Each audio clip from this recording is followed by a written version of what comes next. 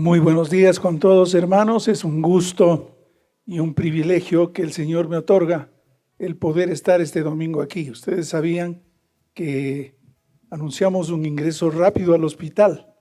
Le iba a ganar a Anita. Anita está por dar a luz, pero yo ingresé primero. Una entrada en falso, porque estoy tomando unas medicinas que hay que descontinuar antes del procedimiento. Y entonces los médicos me mandaron a casa de regreso y enseguida llamé, dije, sí estoy el domingo. El próximo domingo, Dios mediante en la tarde, estaré ingresando otra vez al hospital. Pero todas las oraciones de ustedes son recibidas y uno siente que el Señor responde. De manera que esta mañana es un gozo, una alegría poder celebrar la Santa Cena juntos. Este es el mejor tiempo de comunión que la Iglesia de Jesucristo tiene. Este es el tiempo en el cual nos identificamos de corazón. Porque si usted aceptó a Cristo, usted sabe que es su Salvador, usted sabe que es su Señor, y usted sabe que Él está preparando su venida, entonces usted está invitado a participar de la Santa Cena. Si usted no ha conocido al Señor Jesús, personalmente le rogamos abstenerse, porque juicio come para sí, dice la palabra de Dios. De modo que esta gran mesa está diseñada para que nosotros podamos disfrutar en la hermandad de la fe de Jesucristo nuestro Señor. En esta mañana yo voy a pedir a Pepito y Marilú que vengan por favor acá adelante para acompañarme en la celebración de la Santa Cena. Nuestro hermano Lenin se encuentra de viaje, él no está, pero tenemos una pareja, Pablito y Anita. Y voy a rogar que Pablito venga al callejón de la izquierda y Anita al callejón de la derecha. Y entonces vamos a repartir, vengan ustedes acá arriba por favor, y vamos a proceder de esa manera para repartir los elementos de la Santa Cena. ¿Será que pueden pasar? Sí. Muy bien. Yo he seleccionado el pasaje que está en Lucas. Anita, en el corredor de abajo. Así es. El pasaje de Lucas en el capítulo 22 se narra el establecimiento de la Santa Cena como una convocatoria al pueblo de Dios.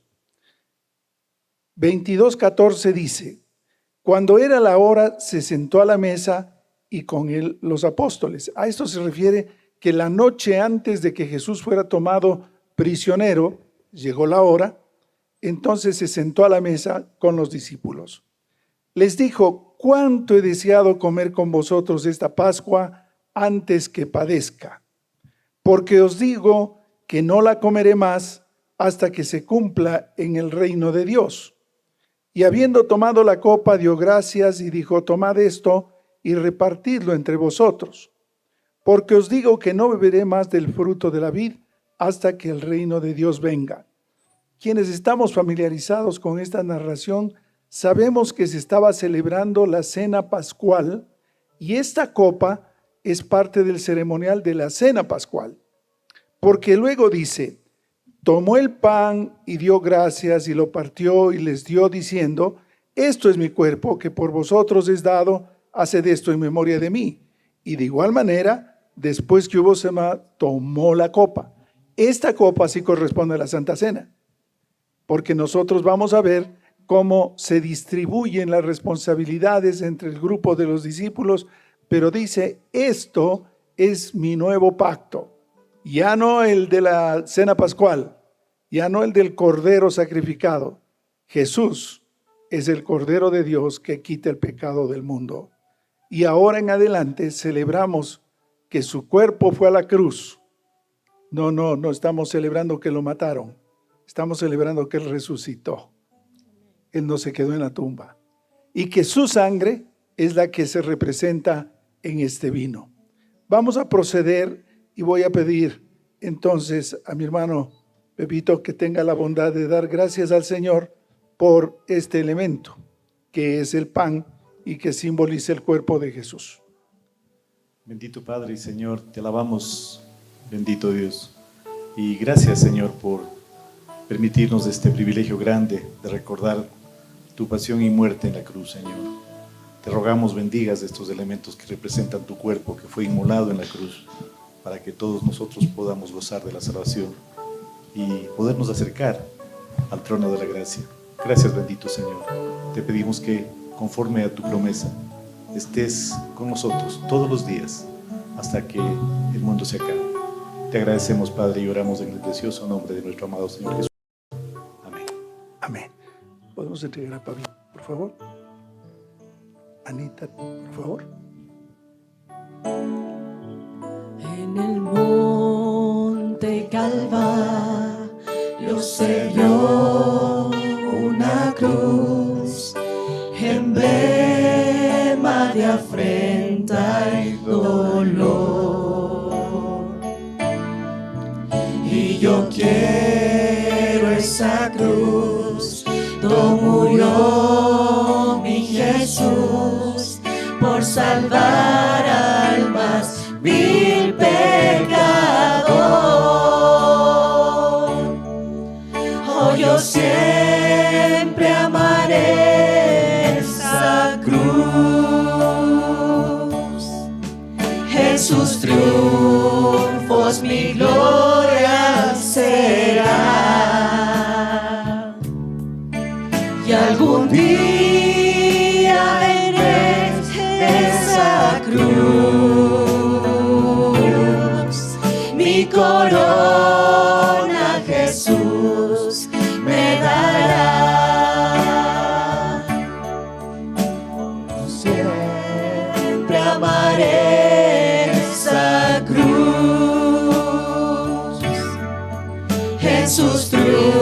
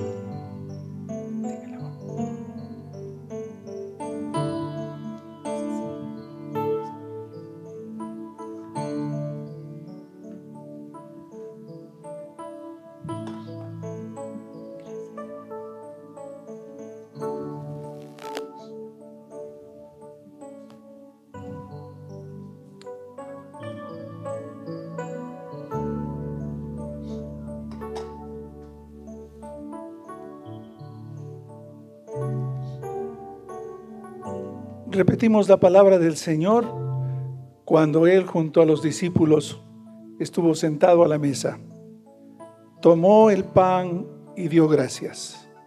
Lo partió y les dio, diciendo: esto es mi cuerpo que por vosotros es dado. Haced esto en memoria de mí. Comamos juntos.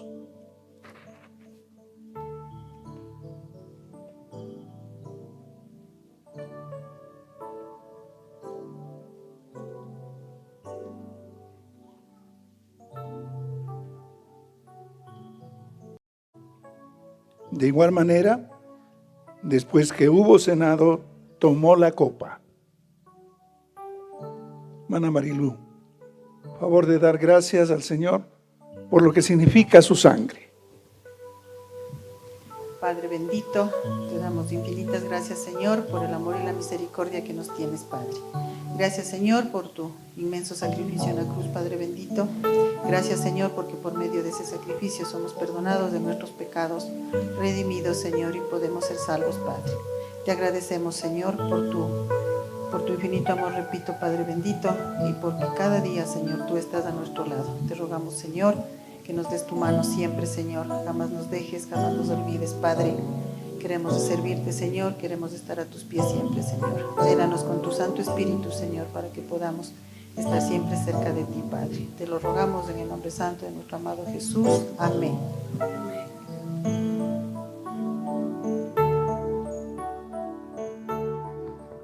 Aunque el mundo desprecie la cruz de Jesús, para mí tiene suma atracción,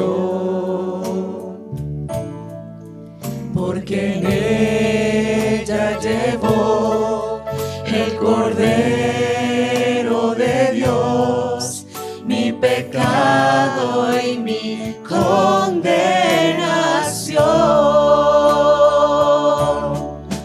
Oh, yo siempre amaré esa cruz.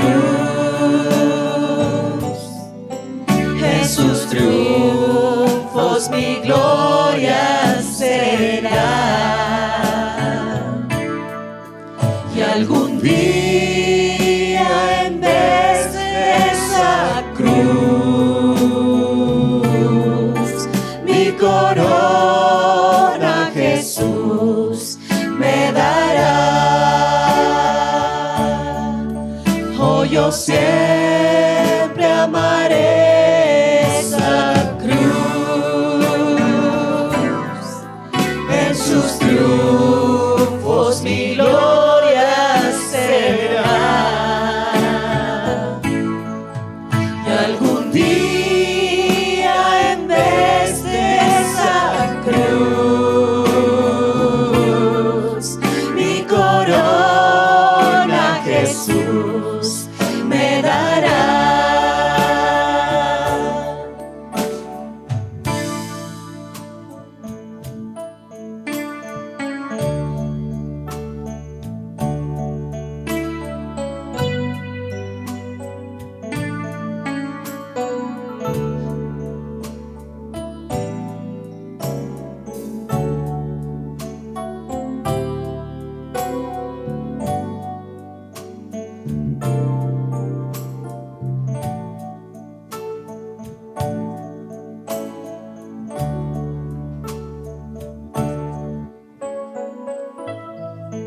Eso.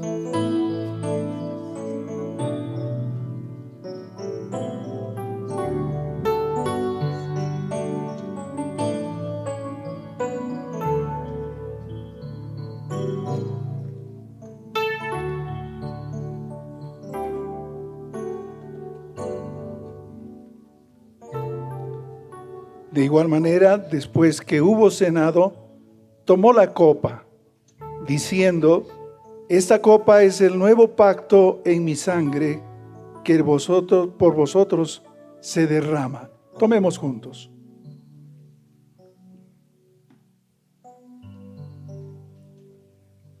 Señor y Dios, gracias por tu amor infinito con esta humanidad, que a pesar de ser rebelde, recibe este regalo y esta gracia de tener a Jesús como nuestro Salvador.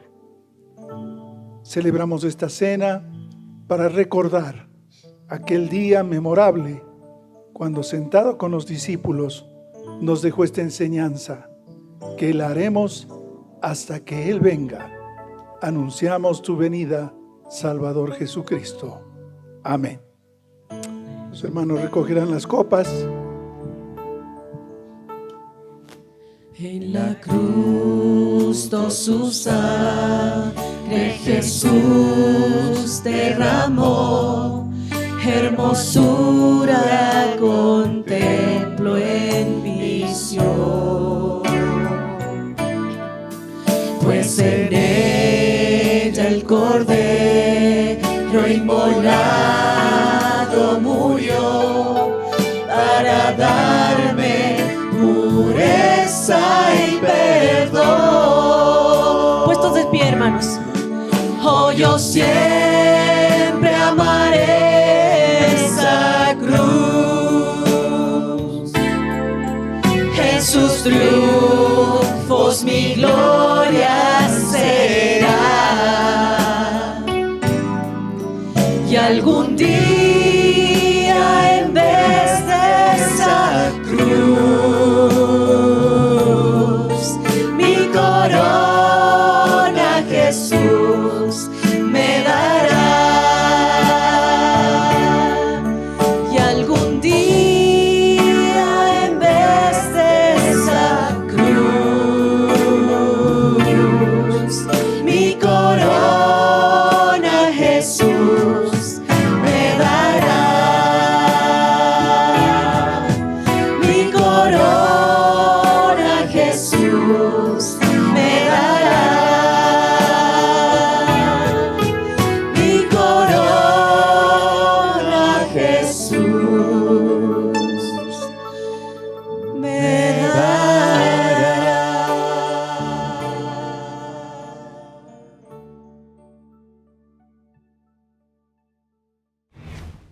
Vamos a continuar con la lectura de la palabra de Dios que se encuentra en el libro de Hechos, capítulo 4, versículos del 1 al 22.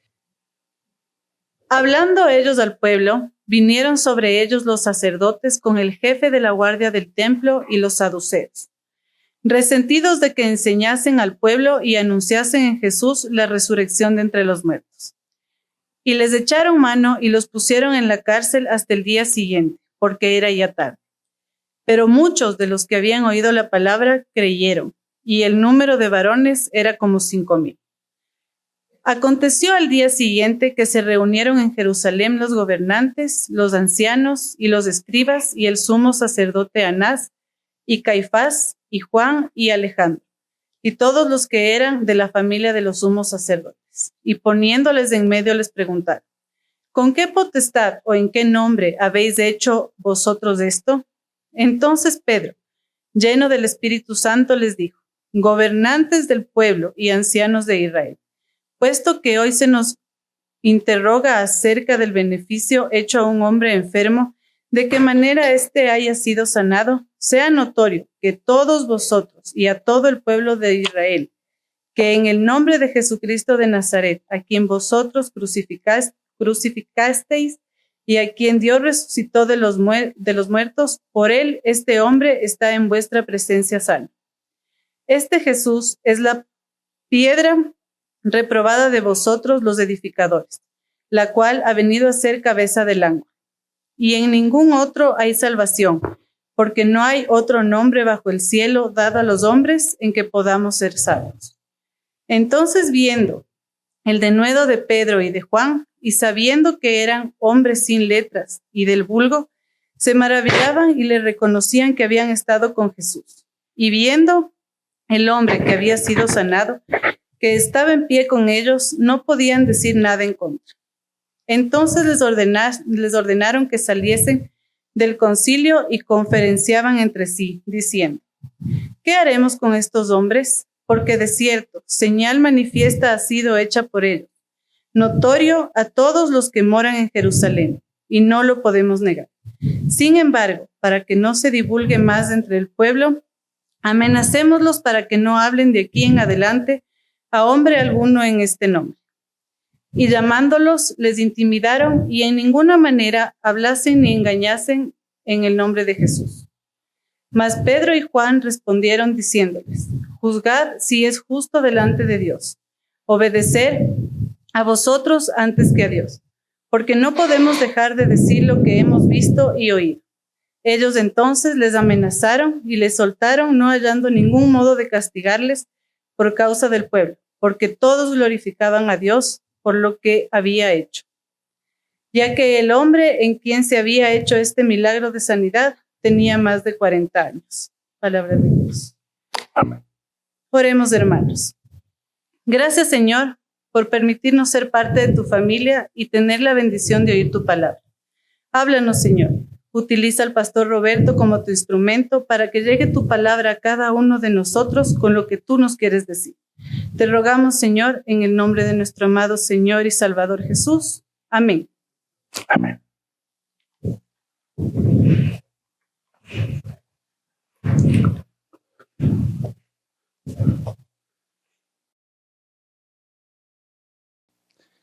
Quiero agradecer por la participación y la disposición pronta, rápida de los hermanos de la iglesia para tomar sus asignaciones. Digo que volver a lo presencial ha sido todo un ejercicio porque nos hemos olvidado de muchas cosas. Quiero agradecer a Paulita por estrenarse presidiendo el culto y eso es una bendición, refrescar filas.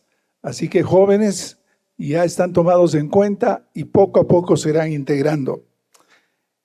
Estamos mirando en el libro de los Hechos de los Apóstoles cómo la primera congregación de cristianos, luego de que Jesús ascendiera, ellos comienzan a organizarse y comienzan a tomar forma de lo que llamaremos la Iglesia de Jesucristo. Los discípulos eran los principales actores en este momento, porque ellos de una manera vivencial habían tenido la experiencia de estar con Jesús y de verlo partir y de recibir las instrucciones. Ir por todo el mundo, predicar el evangelio, bautizándoles, enseñándoles, discipulándoles, hasta que vayan creciendo y cada uno se reproduzca en la fe. Y entonces asistimos a estos hechos muy interesantes. Llegamos a la curación del cojo. ¿Usted se acuerda? El cojo que estaba desde el nacimiento, posiblemente siendo motivo de limosnas, estaba en la puerta que se llamaba La Hermosa. Una puerta literalmente hermosa, grande, muy decorada, por donde tenían que pasar todos. Cuando estuve preparando este mensaje hace ya algunos días, encontré una reflexión de un pastor mexicano y él está haciendo algunas reparaciones del pensamiento y recreaciones de lo que había ahí. ¿Qué querían decir con esto del pórtico y la puerta, la hermosa? Usted haga de cuenta que esa verja que está aquí a la entrada de metal, esa era la puerta, la hermosa, pero esta es de pobreza. La que había ahí era hermosa. Por ahí pasaba la gente. Pasaba por esa puerta, la hermosa. Y como por allí pasaba todo el mundo, lo ponían ahí al cojo para que levante las limosnas y coja sus limosnas. Pero de esa puerta de la hermosa había que pasar por un patio grande donde estaban los llamados atrios, en donde se reunían los gentiles, se reunían las mujeres, se reunían algunos grupos. Y para llegar a la puerta del templo, había que cruzar una explanada. Entonces, haber estado en la puerta de Hermosa y haber recibido la sanación era una cosa. Pero llegar a la puerta del templo significaba cruzarlo y llegar a la puerta del templo que se llamaba el pórtico de Salomón. Entonces, de la puerta al pórtico había mucha distancia. ¿Qué es lo que me llamó la atención? Este cojo pudo haber sido sanado allí en puerta de la Hermosa. Él pudo haberse quedado allí y pudo haber sido motivo de abrazos y congratulaciones y ya todo el mundo festejando. Pues no, él supo que algo especial pasó en su vida. Dios, a través de estos discípulos amados, le había puesto la mano, lo había curado. ¿Y sabe lo que él hizo? Él no se fue a su casa a festejar, no pidió el hotel para hacer una celebración, no recogió cuotas para hacer un banquete. Cruzó de la puerta a la Hermosa y se fue corriendo al templo. Cosa que asustó a los sacerdotes, a los gobernantes, a los ancianos, a todos les asustó porque se fue a la puerta del templo y allí estaban los discípulos para enseñarle la palabra de Dios, para entregarle la razón por la cual él había sido objeto de la sanidad. Y este hombre estaba pero clavado con la idea de que Dios lo había sanado y que tendría que ir donde debía ir, al templo, a adorar a ese Dios, a conocer más de ese Dios. Y me llamó poderosamente la atención este hecho. Tú y yo podemos ser sanados, pero si no vamos a dar gracias a Dios donde se debe, está incompleta la obra. Si tú has recibido la sanidad y prefieres festejarla con el mundo e ir a hacer cualquier otra celebración antes que venir al templo y decirle al Señor, gracias por tu misericordia, por tu amor, no has visto la mano de Dios en tu vida. Solo has sido el beneficiario del bono, como se llama hoy. Pero Dios tocó a este cojo que, según el último verso de este capítulo que leemos, tenía más de 40 años. No era un jovencito, no era un niño, no era un desentendido. Él sabía lo que había pasado y corrió y se fue al templo. Hermanos queridos, no en vano la iglesia tiene este mandato. No hay que dejar de congregarse. Celebro que este domingo hayamos aumentado en número, pero todavía hay bancas vacías. La gente tiene que llegar al templo para alabar a Dios con hermosos cánticos, para leer su palabra, para orar y meditar en ella y darle honra y gloria a Él, no a nadie más. Y este cojo, eso fue lo que hizo. Pero miren ustedes que interesantemente hubo reacciones adversas. No todos festejaron que estaba sano. Hubo gente que le molestó ver al cojo curado, pero qué inconcebible. Pero así fue. Hubo gente que no estaba contenta por esto. Entre ellos se distinguen a los saduceos. ¿Quiénes eran los saduceos? Lo hemos dicho varias veces. Era gente religiosa que no creía en la resurrección. Y entonces, como se hablaba de que en el nombre de Jesús habían sido sanados y sabían que Jesús cuando ascendió dijo que volvería, y cuando se le vio que había resucitado, ellos tenían un peso enorme encima. Decía, ¿cómo podemos permitir que estos vengan, sanen y sigan predicando que Jesús resucitó y que viene? Los saduceos no creen en la resurrección. Ahora, este elemento no está ya en el pasado, está aquí también.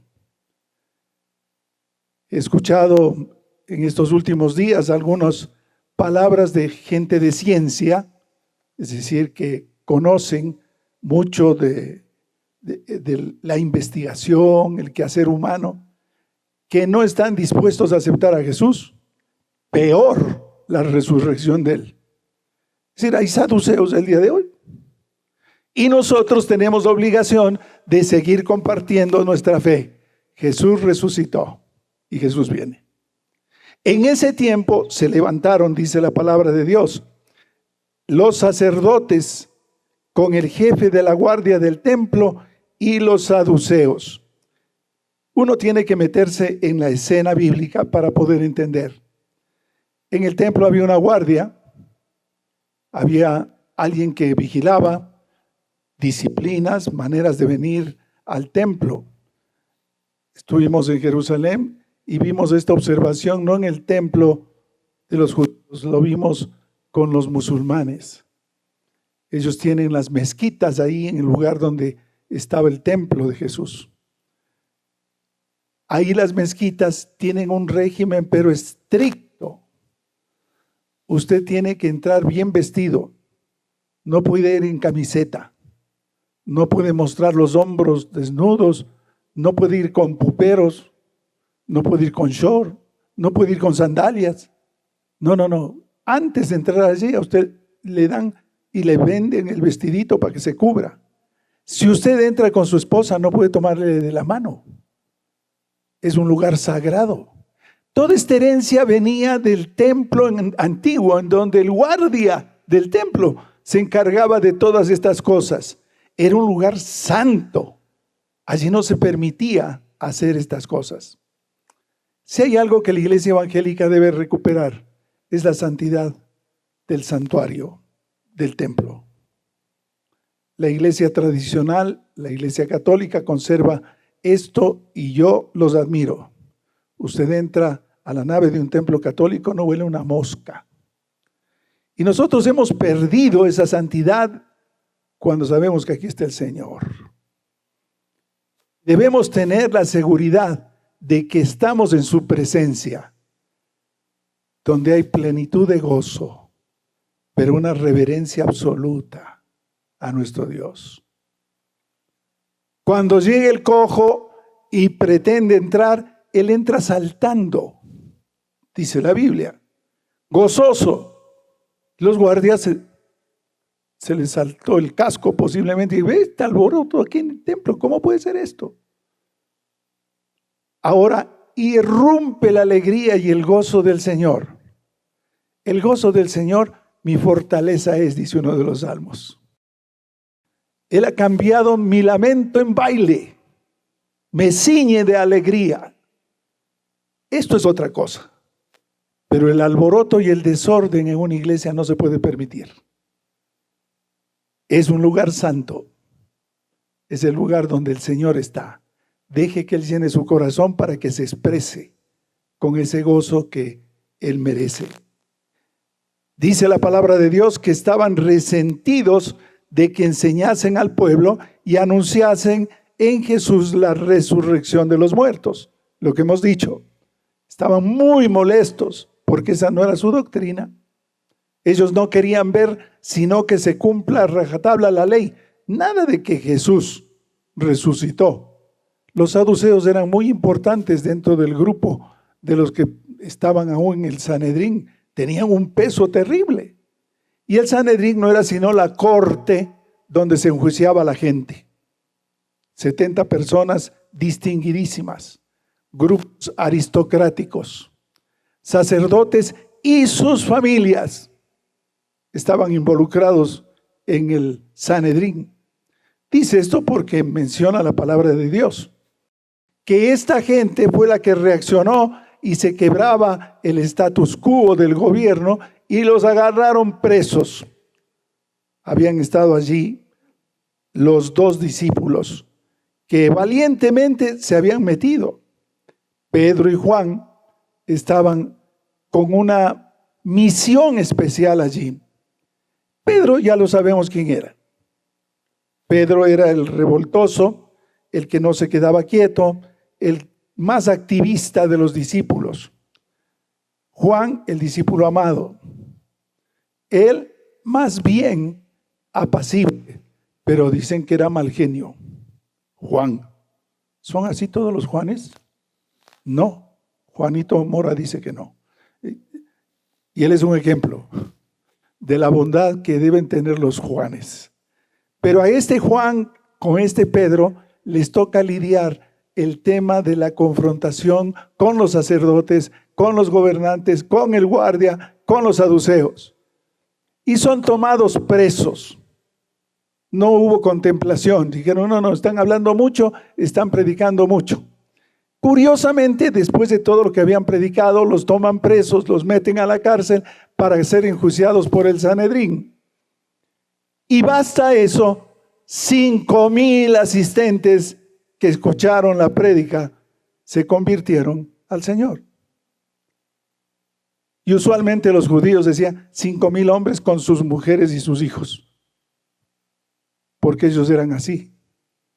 Su sesgo social era muy característico, quizás hasta el día de hoy. Pero si fueron 5,000 varones, quién sabe a cuántos más afectó la palabra de Dios de los que estaban ahí. Esto enardeció mucho más a esta gente, a los jefes, a los religiosos. Muchos de los que habían oído la palabra creyeron y el número de los varones era como 5,000. Aconteció al día siguiente que se reunieron en Jerusalén los gobernantes, los ancianos y los escribas. Y esto es interesante también ya ir ubicando porque se representan tal cual el día de hoy. Los gobernantes, ¿quiénes eran los gobernantes o cómo estaban ellos identificando? Básicamente al mundo religioso, los sacerdotes. Y estos sacerdotes tenían algunas cualidades. Aquí se mencionan a Anás y Caifás. Anás, el gran sacerdote que fue despojado de su título o de su posición, pero su título se conservaba, tenía ahí a un pariente, nada menos que a Caifás. Caifás era el hombre que había estado junto a él. ¿Y qué posición tenía Pablito? Nieto, yerno de él. Bueno, y luego los familiares, porque se mencionan a un Juan, que no era el Juan discípulo, Alejandro, que era otro, parientes entre ellos, que estaban en el Sanedrín. Entonces, nosotros esto hubiéramos criticado ya en la prensa, diciendo que aquí no se respeta, que es prohibido tener a la familia cercana del presidente, del ministro. No, ahí más bien se tenían los grupos familiares dirigiendo en el Sanedrín. Los ancianos eran gente que llamaríamos hoy laicos, que participaban de la dirección también y estaban metidos en todo lo que era la organización religiosa del templo y demás. Los escribas eran considerados gente de la esfera sapiencial, es decir, que eran los que pensaban, los que conocían, los que sabían la escritura. Ellos se reunieron, este grupo, y el sumo sacerdote Anás, Caifás, Juan y Alejandro y todos los que eran de la familia de los sumos sacerdotes, lo que hemos dicho. Poniéndoles en medio, les preguntaron con qué potestad o en qué nombre habéis hecho vosotros esto. La figura que tengo es, no sé si han visto el Parlamento de España, que tienen un semicírculo donde se sientan todas las autoridades y hay un podio en el medio donde el que va a hablar se para ahí y les dirige a todos. Y se me viene esta figura porque se relata de esa manera. Los trajeron tanto a Pedro como a Juan y los pusieron ahí en el centro y les preguntaron, ¿y a ustedes quién les mandó a curar el cojo? ¿Cómo así, pues? ¿Con qué derecho? Yo me puedo imaginarnos la reacción de Pedro levantando las cejas y Juan preocupado. Sí, ¿estos por qué preguntan tanto si esto fue de bendición? No fue una cosa mala, fue algo hermoso lo que sucedió, pero les pedían razones. ¿Y ustedes con qué autoridad? Si la ministra no les ha autorizado. Si el Consejo de Salud no conocía de esto. Si el viceministro encargado del asunto epidemiológico no sabía de que se puede curar esto. ¿Con qué permiso? Porque los humanos somos así. Y Dios rompe todo paradigma. Cuando Dios hace algo, va a romper todo lo que esté estructurado por nosotros y nos va a dejar con la boca abierta. Yo ya les he contado 1000 veces mis experiencias y yo me quedo absorto, porque no es mi plan, es el plan de Dios. Y yo dejo que el Señor lo haga. Si algo he aprendido en esta carrera de enfermedades que he tenido, es que entre más rápido le dejo al Señor, mejor. Porque yo entorpezco el plan. Aquí aparecieron 2 varones que le curaron al cojo. Pero como la estructura social decía que debía tener permisos y tanta cosa, ellos decían, ¿y usted con qué autoridad le curan, pues? ¿Cómo así le salvan de la cirrosis? ¿Cómo así le quitó la epilepsia?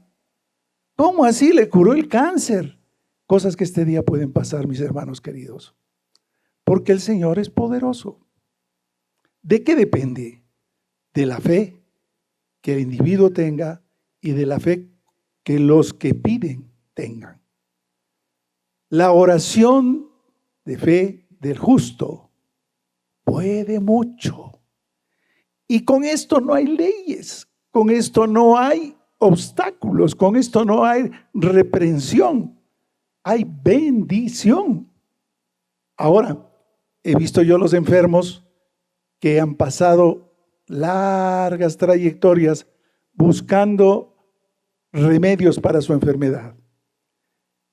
Enfermos desesperados, sin Dios, que le apuestan como que fuera una ruleta, que la agüita de caballo chupa, esta.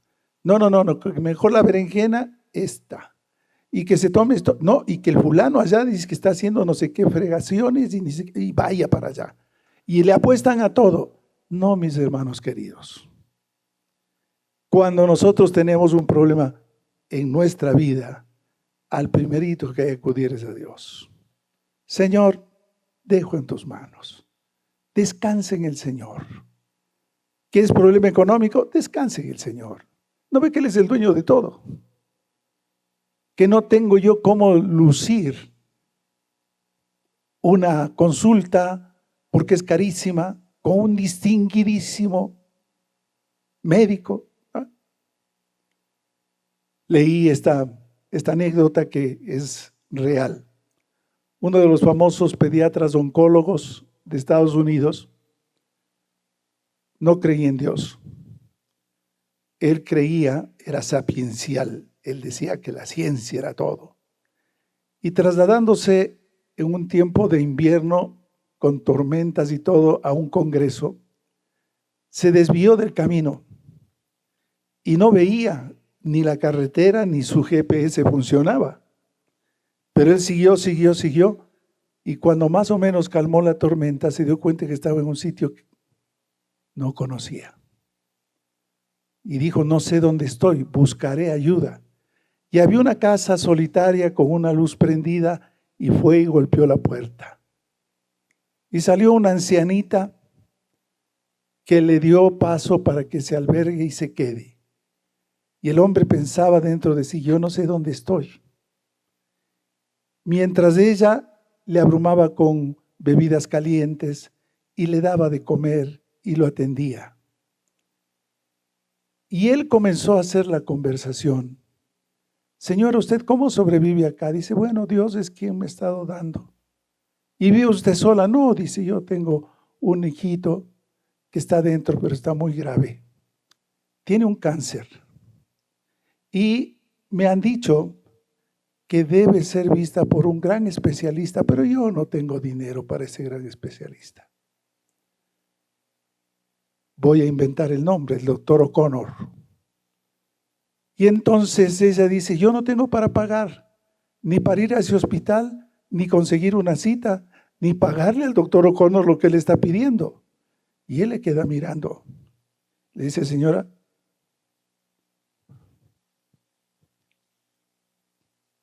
yo soy el doctor O'Connor. Dios va a mover montañas.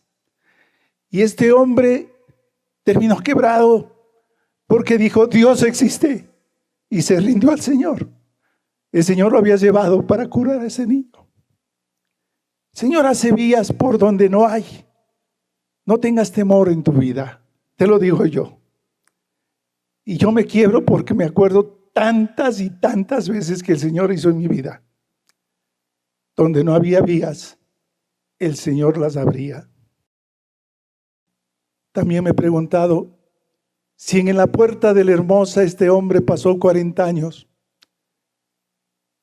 y el Señor Jesús posiblemente pasó por allí varias veces y no le curó el Señor Jesús. Fue necesario que Pedro fuera, es porque Dios lo hace en su tiempo y con Él que quiere. No cuando tú quieres ni a la hora que tú quieres. Lo hace en su voluntad. Y yo no sé qué problema tienes esta mañana, hermano querido. Yo no sé si hay limitaciones para ver realizadas las cosas en tu vida. Yo te pido que consideres seriamente a este Señor Jesús, que murió por ti y por mí y nos dio la salvación. Aquí la gran pelea es adentro en el corazón. Si no te quiebras, si no dejas que el Señor ponga su mano sobre tu vida, siempre vas a estar pidiendo la limosna, el apoyo. Esto no cuadraba con las autoridades. Al doctor O'Connor el Señor se lo presentó de frente y él rindió su vida porque tuvo la evidencia allí de que el Señor te va a usar donde Él quiere, como Él quiere. No pierdas la fe. No creas que has llegado al final del camino sin solución. Dios tiene su tiempo, tiene su lugar, y Él va a usar a las personas conforme su misericordia, sea o no creyente. Dios es Dios. Y Él va a mover estructuras, va a mover hombres, va a mover mujeres, porque Él lo sabe hacer. Y va a cambiar vidas, quizás las más duras. Les decía que he leído yo en este tiempo, en esta semana especialmente, declaraciones de colegas a quienes yo quiero mucho y dicen ser ateos y que ellos creen solo en la ciencia. Y en el fondo yo elevo mi oración, digo, Señor, muéstrate ante ellos, como tú sabes hacerlo. Porque no es mi tarea. Yo no voy a cambiar a nadie. Yo solo puedo contar lo que Él ha hecho por mí. Y cual cojo, saltar y brincar en el templo, alabando a mi Dios. Yo necesito tener esa relación. Dice la palabra de Dios que Pedro aprovechó para contar la historia de Jesús paso a paso a este tribunal. Sea notorio a todos vosotros y a todo el pueblo de Israel que en el nombre de Jesucristo de Nazaret, a quien vosotros crucificasteis y a quien Dios resucitó de los muertos, por Él este hombre está en vuestra presencia sano. Repito, no es mi mano, mi vida, yo no soy el autor. Es el Señor Jesucristo, es Dios mismo quien pone la mano de sanidad. Inmediatamente y para clarificar, Él dice, Pedro, este Jesús es la piedra angular de la iglesia. Porque también habían aquellos que ya estaban adorando a Pedro y ya lo estaban poniendo en la posición de que Él es el dueño de la iglesia. Y Pedro de una manera muy clara va a decir, este Jesús es la piedra angular. Y en la reflexión de los constructores, la piedra que está en el ángulo soporta la una pared, soporta la otra pared, soporta el piso, soporta la vertical. Esa piedra angular es Jesucristo. No hay quien la reemplace. No hay quien diga que Él no es la piedra de la iglesia. Este Jesús es la piedra reprobada por vosotros, los edificadores, la cual ha venido a ser la cabeza del ángulo. Viene el versículo 12 que usted y yo debemos grabarlo en el corazón. Yo tendría tal vez 10 años y en el concurso de la iglesia se premiaba a quien aprenda los versículos bíblicos. Y aparte de Juan 3:16, aparte de el capítulo 4, versículo 8, primera de Juan, que cantábamos, Dios es amor, está el versículo 12, léalo, hágalo suyo. Y en ningún otro hay salvación, porque no hay otro nombre bajo el cielo dado a los hombres en que podamos ser salvos. Entonces, viendo el denuedo de Pedro y de Juan, y sabiendo que eran hombres sin letras y del vulgo, se maravillaban. Hermanos, aquí viene otro dato interesante. No hay que tener PhD para predicar la palabra de Dios. Esta era gente sencilla, sin estudios formales, como dirían los judíos, sin haber pasado por las grandes escuelas. Era gente sin letras y del vulgo, es decir, del pueblo, muy sencillos, pero que se distinguían porque tenían la presencia de Dios en su vida. Y mostraron el poder, porque días antes el Señor les había dicho, y os daré poder para sanar los enfermos. Y esto es lo que hacían, apropiarse del poder de Dios, para lo cual no había que hacer ningún curso de primeros auxilios, ni cursos de reanimación cardiopulmonar. Hoy, si usted no tiene eso, no puede tocar a un enfermo. Acá Pedro y Juan dijeron, el Señor nos dio el poder. Va a decir en la parte culminante, que cuando se reunieron para deliberar este grupo, dijeron, no tenemos argumento contra ellos. ¿De qué manera podemos? Si ahí está el cojo, está sanado. Con ese testimonio no hay nada que hacer. Y ante el mundo que reclama evidencias, porque esa es la ciencia hoy la medicina sin evidencias no vale, ante ese mundo, el Señor tiene la prueba de que curó. Más evidencia que eso no hay.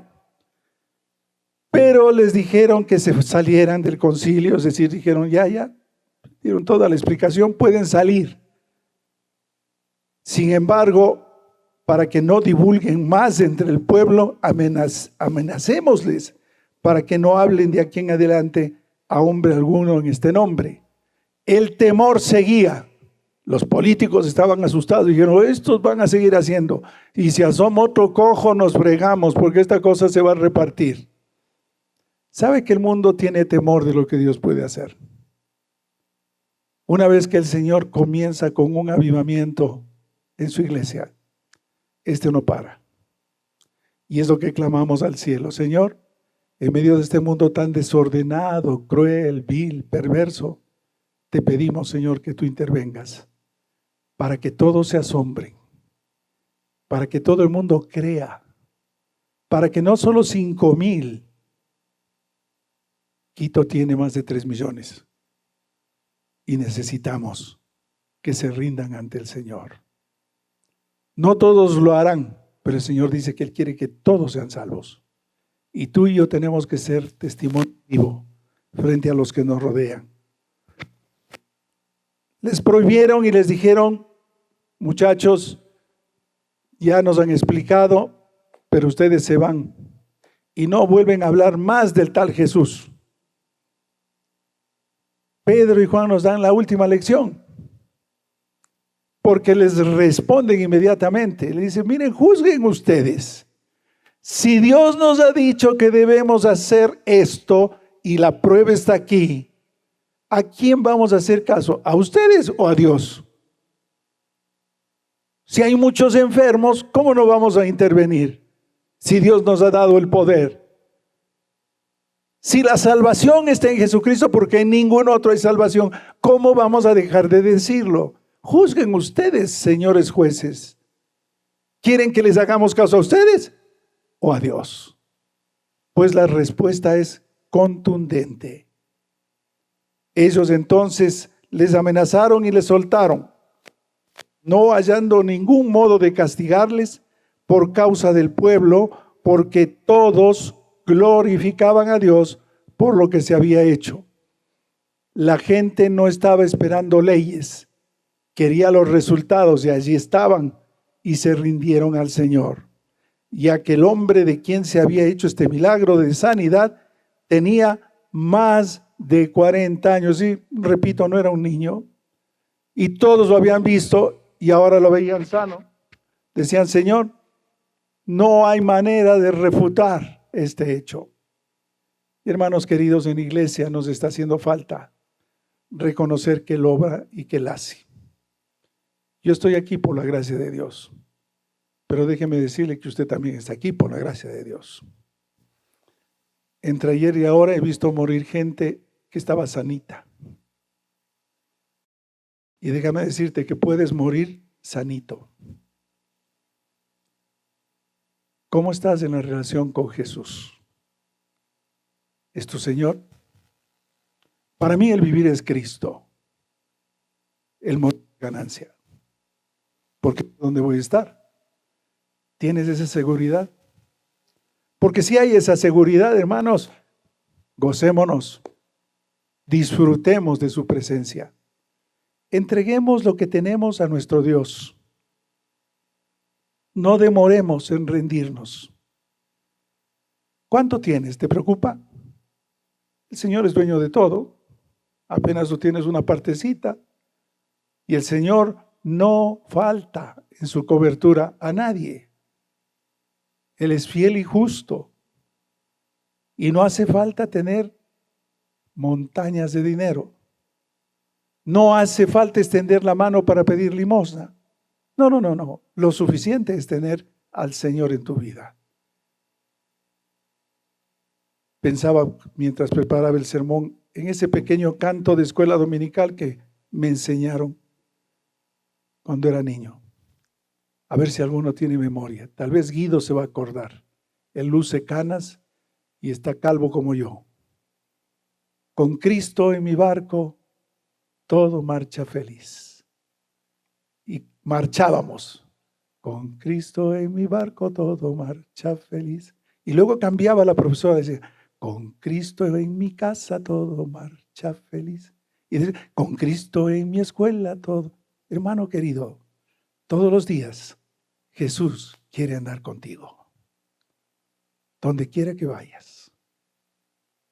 Yo te voy a pedir que te pongas en pie para orar y darle gracias a Dios por este ejemplo invaluable de lo que es Él, de lo que Él hace. Y si tienes tu corazón puesto en el Señor, abre y dile, Señor, yo te entrego mi vida y este problema de salud, de lo que sea, Señor, lo dejo a tus pies. No quiero hacer más yo, quiero que tú lo hagas. Dios eterno, grande en amor y misericordia, cuántas gracias te damos por tu palabra tan sencilla, tan linda, tan hermosa, que lo único que hace es mover nuestro corazón porque hemos vivido también y saboreado momentos como el del cojo. Y Señor, quizás nuestra cojera tiene que ver con otras áreas de nuestra vida. Esta mañana queremos pedir, Señor, que tú nos asistas, no solo por beneficiarnos a nosotros, sino para que muchos te conozcan y sepan que tú eres el Salvador benigno. Gracias, Dios, por tu palabra. Gracias porque tenemos libertad para estudiarla y predicarla. Estar en tu santo templo es, Señor, una gran bendición para tu pueblo. Bendícenos, Señor. Te lo pido en el nombre de Jesús. Amén.